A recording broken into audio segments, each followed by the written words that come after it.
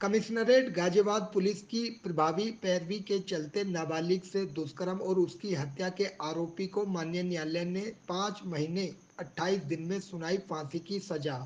मोदीनगर थाना पुलिस ने आरोपी के खिलाफ 7 दिन में कोर्ट में दाखिल किया था आरोप पत्र। देखिए, जैसा कि आप सभी जानते हैं कि महिला संबंधी अपराधों में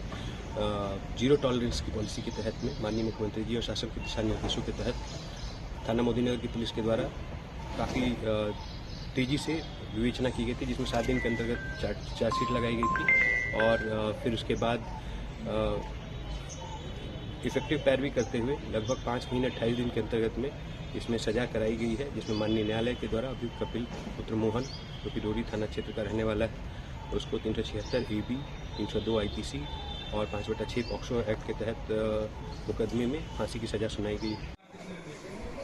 क्या नाम है आपका? मेरा नाम संजीव बखरवा।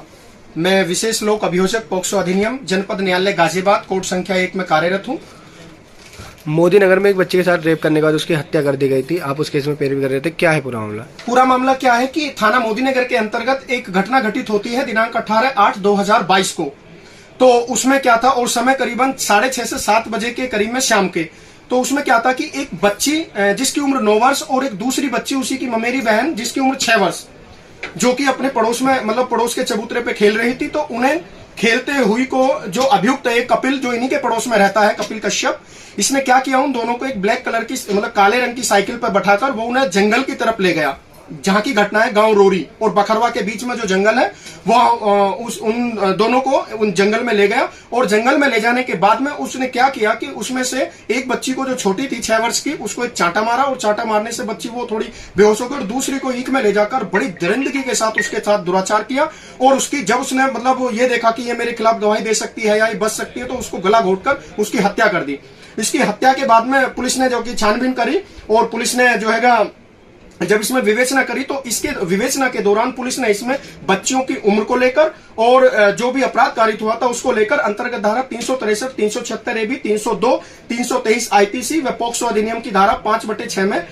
आरोप पत्र दिनांक 25/8/2022 में माननीय न्यायालय में प्रेषित किया। और इसमें उसने 30 गवाहों को नामित किया था, जो मेन गवाह थे, जिसमें जैसे कि जो बच्ची थी छोटी वो प्रत्यक्ष गवाह थी, और जिन्होंने अभियुक्त कपिल को बच्चियों को साइकिल पर ले जाते हुए देखा था, गांव के ही लोग थे।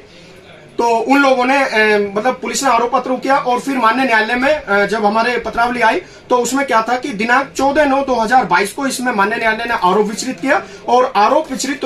होने के बाद में जो 30 गवाह थे, हाँ, मैं चूंकि पब्लिक प्रोसिक्यूटर के रूप में मैंने उसमें और जो गवाह लाने का काम किया वो मनोज कुमार, जो थाने के पैरोकार थे, उन्होंने बहुत अच्छे से डे बाय डे गवाह करा के और अच्छे गवाह मतलब जो हमें चाहिए तो उनको बुलाकर हमने उनमें 14 गवाहों को परीक्षित कराया, जिसमें से प्रत्यक्षदर्शी थे कुछ लोग और बाकी सारे लोग थे, जिससे घटना साबित हुई। और दिनांक 13/3/2023 को माननीय न्यायालय ने जो अभियुक्त कपिल है इसको 13/3/2023 को अंतर्गत धारा 363, 376 AB, 302, 323 IPC व धारा 6 पॉक्सो अधिनियम के तहत दोषी सिद्ध करार दिया था। और आज आरोप विचलित होने के 5 माह 29 दिन में जो आरोपी कपिल है इसे मृत्युदंड की सजा सुनाई है और जुर्माना भी है कुछ।